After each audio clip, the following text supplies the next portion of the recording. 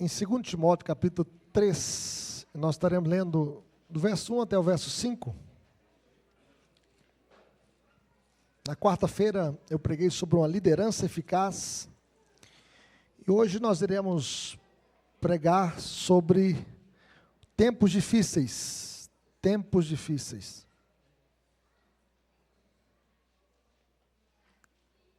Abra sua Bíblia nesse texto.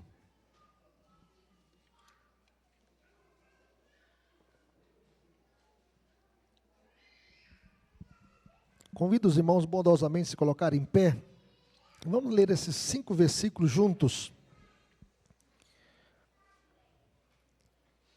Do versículo 1 até o verso 5, todos juntos. Você que está em casa também, acompanhando a transmissão, leia a palavra de Deus para o nosso crescimento na fé e conhecimento de Deus. Sabe, porém, isto: nos últimos dias sobrevirão tempos difíceis, pois os homens serão egoístas, avarentos, jactanciosos, arrogantes, blasfemadores, desobedientes aos pais, ingratos, irreverentes, desafeiçoados, implacáveis, caluniadores, sem domínio de si, cruéis, inimigos do bem, traidores, atrevidos, enfatuados, mais amigos dos prazeres que amigos de Deus, tendo forma de piedade, negando-lhe, entretanto, o poder. Foge também destes. Que Deus nos abençoe. Pai querido, fale conosco por meio da Tua palavra, Senhor, que possamos conhecê-la, que possamos, ó Deus, discernir os tempos que nós estamos vivendo, tempos difíceis, tempos perigosos. Ó Deus, fale conosco para que possamos viver uma vida diferente neste mundo indiferente, neste mundo caído, neste mundo mau. Ajuda-nos, ó Deus, a termos o nosso coração voltado para o Senhor, e possamos, ó Deus, fugir de tudo aquilo que é mal, e fugir daqueles que querem também nos desviar do bom caminho, do caminho do Senhor. Tem misericórdia de nós, ó Deus. Fale conosco, no nome de Jesus, por meio da Tua palavra, hoje e sempre. Amém. Podeis assentar, meus irmãos. Tempos difíceis, meus irmãos, e é um chamado aqui nesse texto para a resistência espiritual e também para a santidade nos últimos dias. Nós vivemos dias desafiadores. O eu se tornou o centro da vida. O dinheiro é mais valioso do que as pessoas. O culto à própria imagem nas redes sociais. As pessoas tiram um selfie assim apenas para aparecer. A destruição da família, do plano original de Deus. A violência doméstica. É o filho que mata a mãe por problemas financeiros e depois vai no velório chorar ainda, achando que não vai ser descoberto. Mata a própria mãe. É o namorado que, quem sabe, fez juras de amor e que no ataque de ciúme está golpeando socos, 60 socos em 30 segundos e deixando o rosto da namorada desfigurado. As difamações nas redes sociais, em condomínios onde as pessoas desabafam com as outras e xingam, as tretas na família, nos WhatsApp, os cancelamentos, os ataques verbais impulsivos nas redes sociais, multidões que buscam a diversão, a noitada, a balada, o conforto, os prazeres, mas rejeitam o compromisso com Deus, a vida com Deus, a oração, a santidade, a dedicação a Deus. O apóstolo Paulo, ciente da aproximação da sua morte, ele escreve a Timóteo, seu filho na fé, uma carta carregada de uma urgência pastoral. Preso num calabouço romano, ele descreve com exatidão o ambiente espiritual e moral dos últimos dias. Não apenas um tempo futuro, mas a era presente, desde a primeira vinda até a segunda vinda de Cristo. Quando Paulo escreveu aqui, ele escreveu há quase 2000 anos atrás. E nós podemos perceber que Paulo revela que esses dias serão marcados por um tempo de perversão, que não é apenas social, mas também uma perversão religiosa, espiritual. O seu apelo é claro. Nós temos então um apelo claro aqui a respeito a respeito da fé, nós podemos perceber isso aqui, meus irmãos. Como nós devemos vigiar. E nós podemos ver aqui que nesta segunda epístola a Timóteo, que é a última carta de Paulo, escrita em meio à perseguição e abandono, e Timóteo, um jovem líder tímido e doente, recebe orientações firmes sobre como pastorear em um mundo em colapso moral e espiritual, um mundo caído, um mundo que se levanta contra Deus. Nós vivemos numa cultura anticristã, uma cultura anti-Deus, e nós podemos ver que Paulo faz esse apelo para que possamos conhecer o nosso tempo, e viver de maneira fiel a Deus, neste mundo mau. A carta é tanto uma despedida, porque Paulo está escrevendo a sua última carta, está preso em Roma, sabendo que tem a sentença de morte contra a sua vida, quanto também um alerta profético, uma mensagem profética. Os últimos dias chegaram, e com eles os tempos difíceis.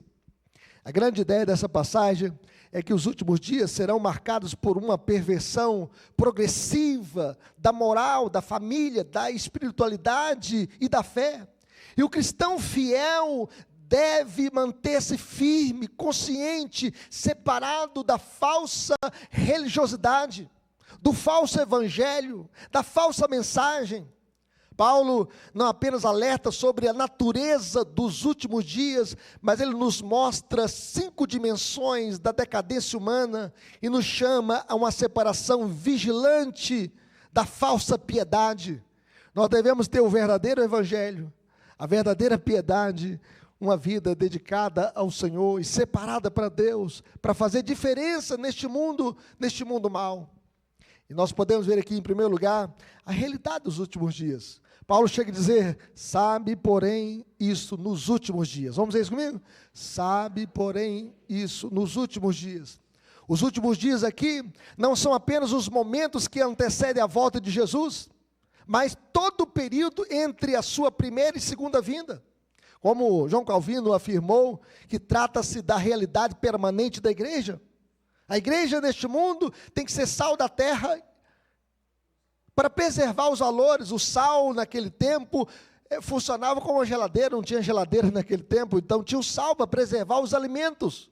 Os alimentos eram salgados para que pudessem ser preservados. Assim também o crente está neste mundo para preservar os valores de Deus, os valores da palavra, da verdade.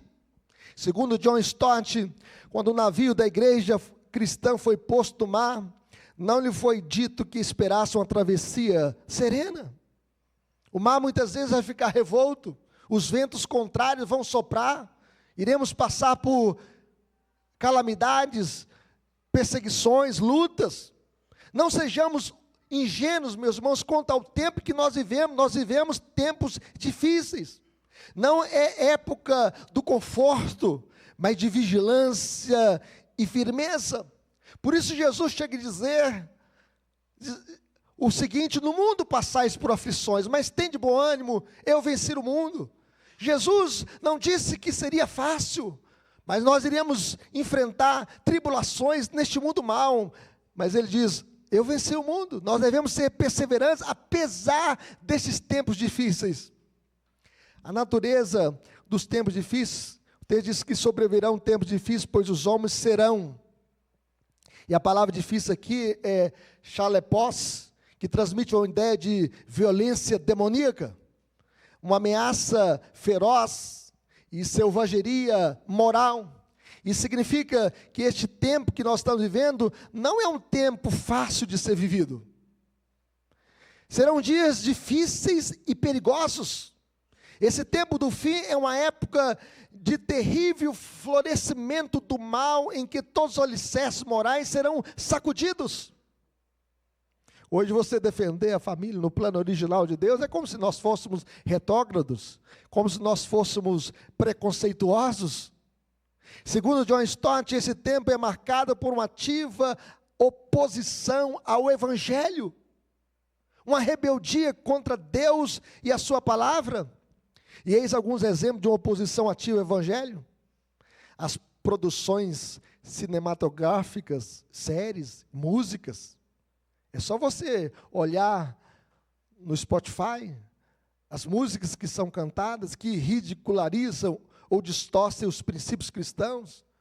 É você olhar um filme, uma série na cosmovisão cristã e você vai perceber como a fé é atacada, o casamento, a santidade, a existência de Deus.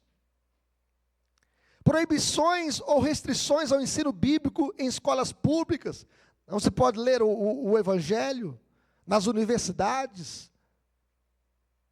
As penalizações a profissionais por expressarem a sua fé. Quando a pessoa expressa sua fé num ambiente acadêmico. Em muitas universidades, o cristianismo é considerado uma crença irracional ou anticientífica. Defende-se a evolução como se fosse ciência. E rechaça-se o criacionismo como se fosse uma lenda. Pastores ou influenciadores cristãos que são cancelados por falarem sobre os princípios bíblicos que confrontam pecados contemporâneos. E muitos são processados, são perseguidos.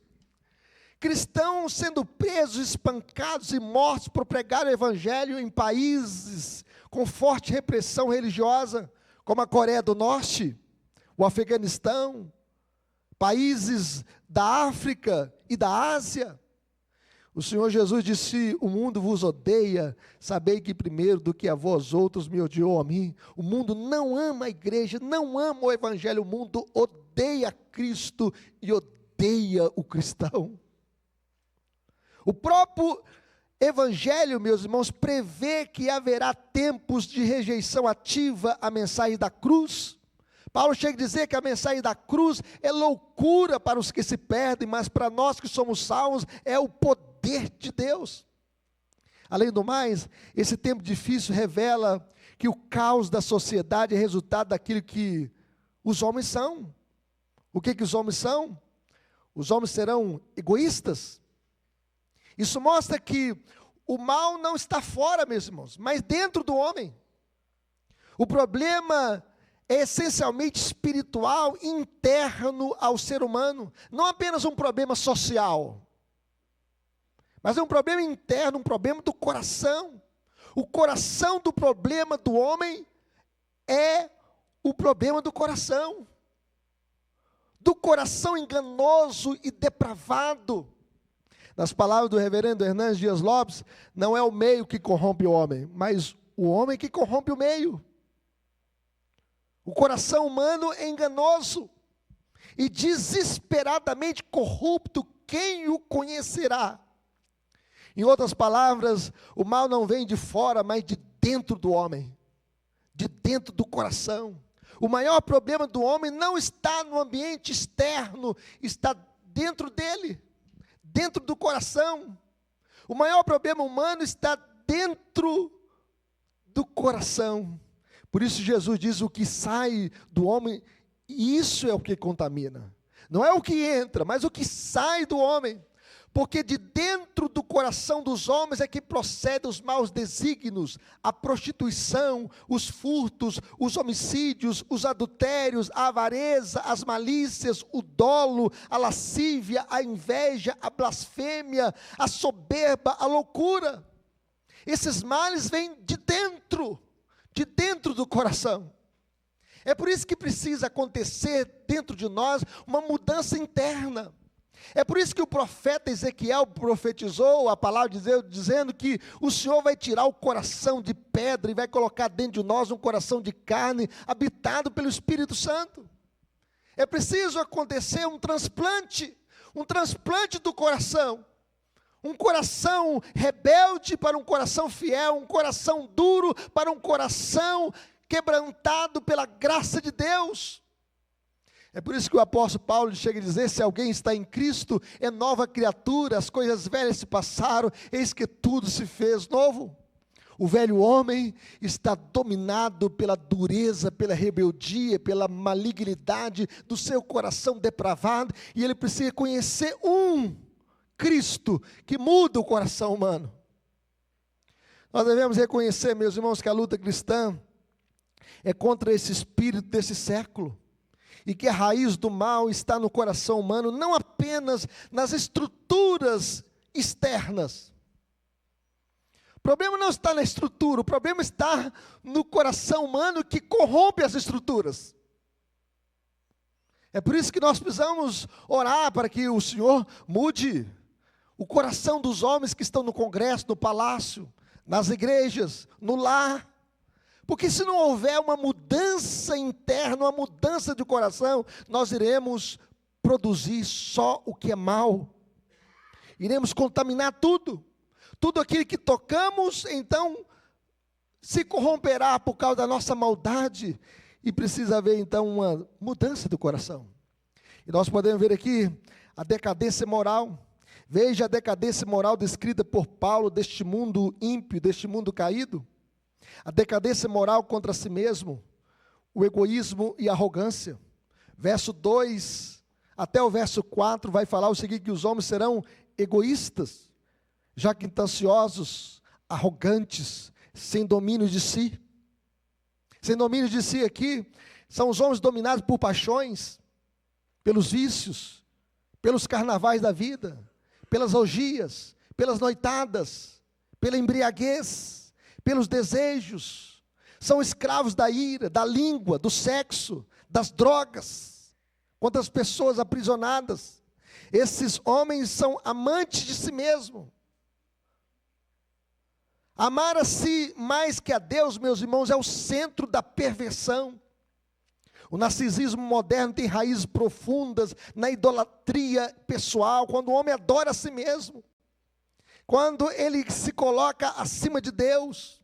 No entanto, o Evangelho nos chama a negarmos a nós mesmos e não adorarmos a nós mesmos.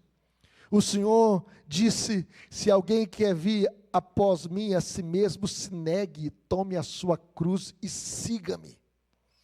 O Evangelho é a negação e a crucificação do eu. É por isso que Paulo chega a dizer: logo já não sou eu quem vive, mas Cristo vive em mim. E esse viver que agora eu vivo pela fé no Filho de Deus que me amou e a si mesmo se entregou por mim. E ele diz: estou crucificado com Cristo. A essência do cristianismo, meus irmãos, não é o egoísmo, mas o amor ao próximo. O amor ao próximo. Nós não podemos ser amantes de nós mesmos, porque isso é idolatria. A idolatria é do eu. Adoramos a nós mesmos quando amamos a nós mesmos mais do que a Deus. E nós devemos, Stanley Donner chega a dizer: tudo do eu, nada de ti. Algo do eu, algo de ti. Nada do eu, tudo de ti. E colocar a nossa vida sempre aos pés da cruz, aos pés de Jesus. Mas vejam bem, a decadência moral contra o próximo, a crueldade e a traição. Os homens serão implacáveis, caluniadores, cruéis, traidores, atrevidos, inimigos do bem. A Bíblia diz que Jesus andou por toda parte fazendo bem e curando a todos os oprimidos do diabo, porque Deus era com ele. Mas o homem, nesse tempo mau, nesses dias difíceis, são cruéis, são inimigos do bem. Os homens serão traidores. Age como Alexandre o Latoeiro, que delatou Paulo, o grande apóstolo Paulo, o maior escritor do Novo Testamento. E essa traição culminou na sua segunda prisão e consequente martírio. E eu quero dizer que este Alexandre era membro da igreja, que se levantou contra o apóstolo Paulo.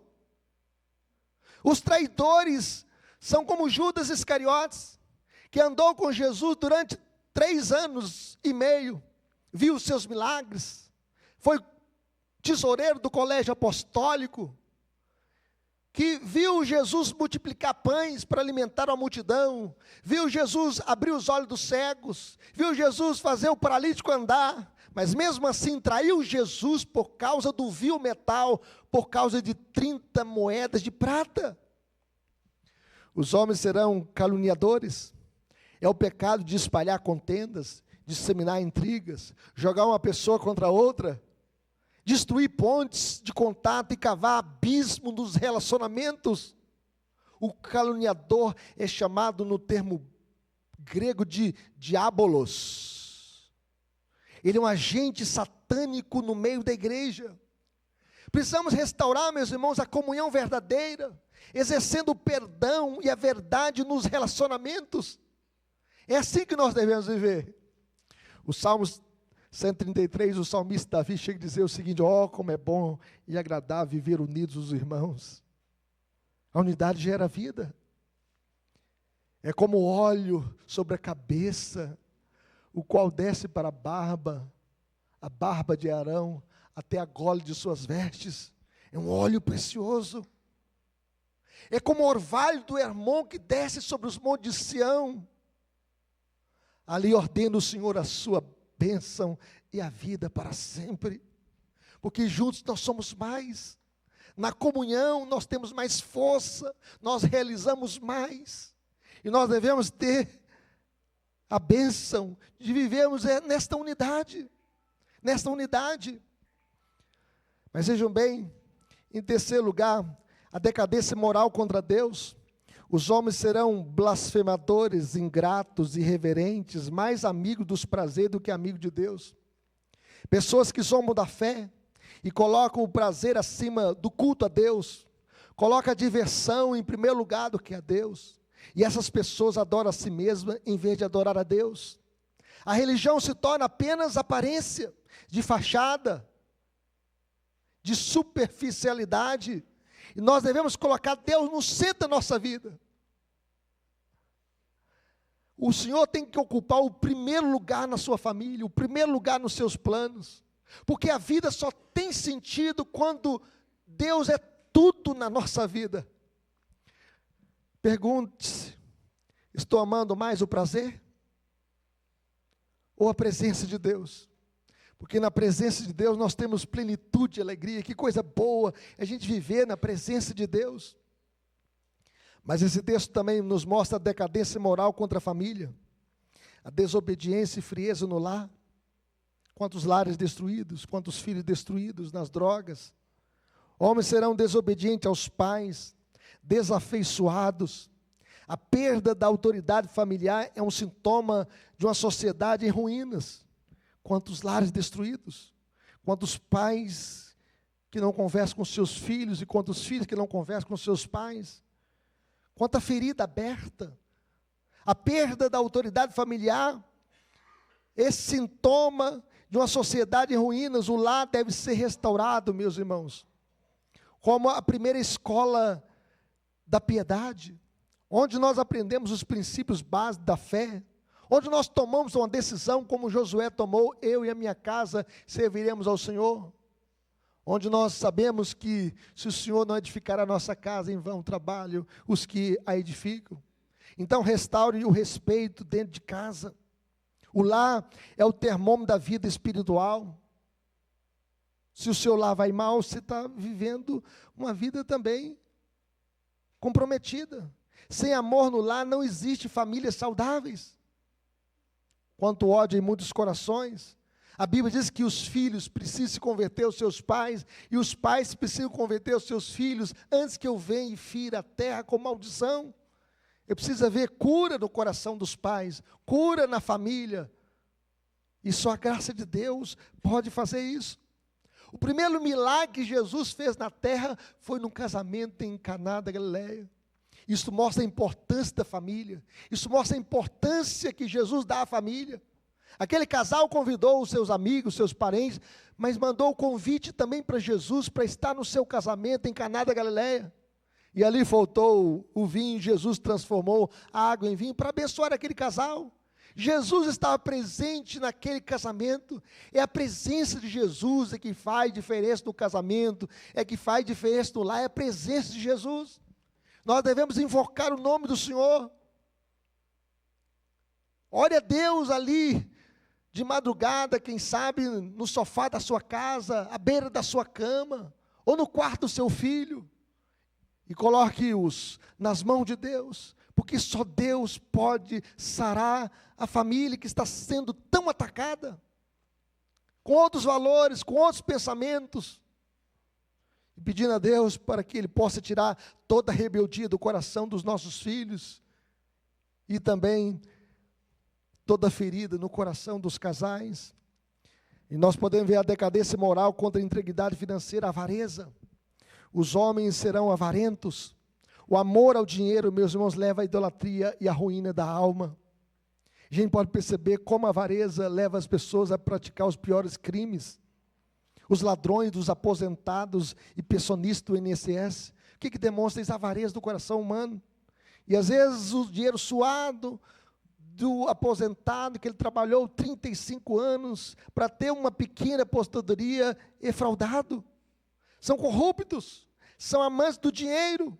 E Paulo já havia dito, porque o amor ao dinheiro é a raiz de todos os males, e alguns dessa cobiça se desviaram da fé, se atormentando com muitos males e com muitas dores.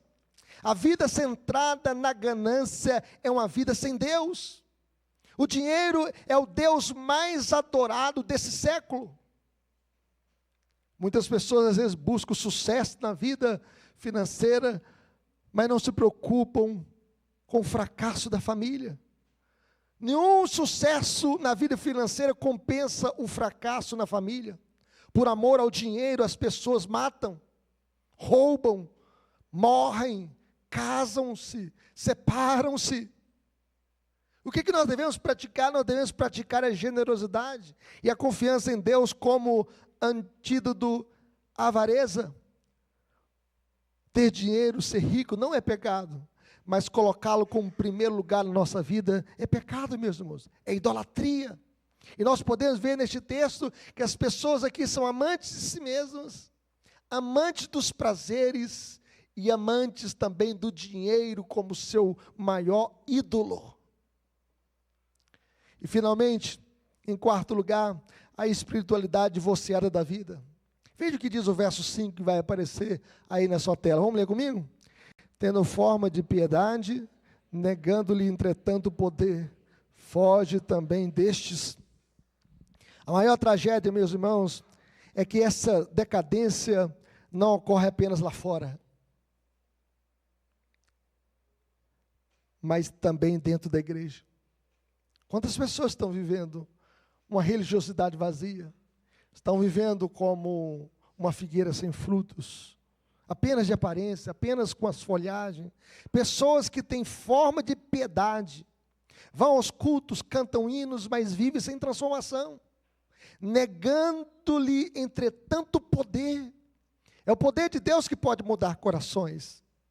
Segundo John Stott, a religião sem moral é como uma lâmpada sem luz. O que adianta uma lanterna, mas ela não tem luz? Só tem a lâmpada, mas que não acende.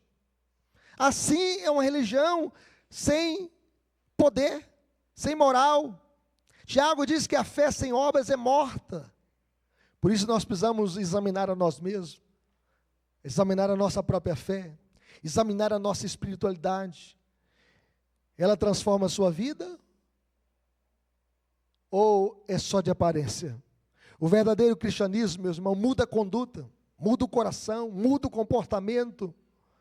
Não apenas o vocabulário, não apenas a roupagem, não apenas a aparência, mas muda a essência, muda o coração, muda a mente, muda a conduta. O Evangelho de Jesus faz isso. É por isso que Paulo chega a dizer: eu não me envergonho do Evangelho, porque o Evangelho é o poder de Deus para a salvação de todo aquele que crê, primeiro do judeu e também do grego, visto que a justiça de Deus se revela no Evangelho, como está escrito: o justo viverá pela fé. Andar com Jesus, meus irmãos, é andar com aquele que transforma corações. E por isso Paulo, ele termina essa sessão com um comando: foge também destes que têm aparência de religiosidade, mas não tem transformação. O apóstolo não nos chama ao isolamento do mundo, mas à separação daqueles que vivem uma religião falsa e destrutiva. O retrato aqui pintado em 2 Timóteo 3, de 1 a 5, é sombrio, mas é também um chamado à resistência e à santidade na vida. Nós devemos ter uma vida dedicada ao Senhor, uma vida comprometida com Deus. Como viveremos então, meus irmãos? Em primeiro lugar, discernindo os tempos. Os tempos são maus. Vivemos tempos perigosos, tempos difíceis. Entenda então a gravidade da era atual com base nas Escrituras. Leia a palavra de Deus. Ele é lâmpada para os nossos pés, luz para os nossos caminhos. O Senhor Jesus diz: Pai, santifica-os na verdade, a tua palavra é a verdade. Vivemos em tempos difíceis e perigosos, mas à luz da palavra de Deus, meus irmãos, nós iremos discernir o certo do errado, a verdade da mentira, o que é de Deus e o que não é de Deus. À luz da palavra de Deus, nós iremos entender e discernir os tempos. Como viveremos? Vivendo em santidade. O cristão deve se distinguir pela pureza da vida. O cristão é reconhecido pela diferença e não pela semelhança. A diferença entre o justo e o perverso, entre aquele que serve a Deus e aquele que não serve a Deus. Por isso a palavra de Deus chega a dizer: segui a paz com todos e a santificação, sem a qual ninguém verá o Senhor. E o que é santificação? É a separação total do pecado. É a separação de tudo aquilo que desagrada a Deus, para que possamos viver em harmonia com o Senhor. Nós devemos viver em santidade neste mundo caído, neste mundo mau, nesses tempos difíceis. Paulo estava preso por causa da fé, mas estava com a sua vida dedicada, consagrada, comprometida com Deus e vivendo em santidade, rejeitando as máscaras, a hipocrisia. A piedade, meus irmãos, não é forma, mas é vida com Deus, é vida de oração, é vida de conhecimento da palavra de Deus, de testemunho cristão, que nós possamos rejeitar toda a hipocrisia e viver a verdadeira essência do Evangelho. Como viveremos? Protegendo a sua família. Proteja a sua família. Dedique a sua família a Deus. Não abra mãos dos seus filhos para o mundo, para o pecado, para Satanás. Faça como o pastor Antônio Elias, dizia o seguinte: eu não criei filhos para povoar o inferno. Olhe para os seus filhos, mesmo sendo maior de idade, mesmo quem sabe desviado, mesmo longe de Deus, ore por eles, e consagre a sua vida a Deus, coloque nas mãos do Senhor, entrega o teu caminho ao Senhor, confia nele, o mais Ele fará. Reafirme os valores de respeito, amor e autoridade. O lar deve ser um pedacinho do céu na terra, que nós não possamos permitir que o lar possa ter a violência doméstica, o feminicídio, as brigas. O lar não deve ser um lugar de brigas, contendas e confusões, mas um lugar de amor, de perdão, de cura. Um lugar onde Deus possa habitar, um lugar onde Deus possa trazer a libertação, um lugar onde a vida de Deus possa ser derramada sobre os corações. Como viveremos? Levante a sua Bíblia bem alto assim, ó. Apegando-se à palavra de Deus. Apegue-se à palavra de Deus, leia. Nós vivemos um tempo, meus irmãos, que crentes estão analfabetos de Bíblia, de conhecimento da Bíblia. Igrejas que acabaram com a escola dominical. Igrejas que não tem mais exposição da palavra de Deus, mas só entretenimento. Timóteo venceria somente permanecendo firme na verdade, e nós também. Não há como vencer esses tempos difíceis sem a palavra de Deus. Somente firmados na palavra de Deus nós podemos vencer nesses tempos difíceis, perigosos, nesses tempos selvagens. Só com a palavra de Deus, porque a palavra de Deus, ela vai trazer a luz de Deus sobre o nosso caminhar, sobre o nosso olhar, sobre as nossas vidas, sobre a nossa conduta. Que Deus nos abençoe e nos fortaleça.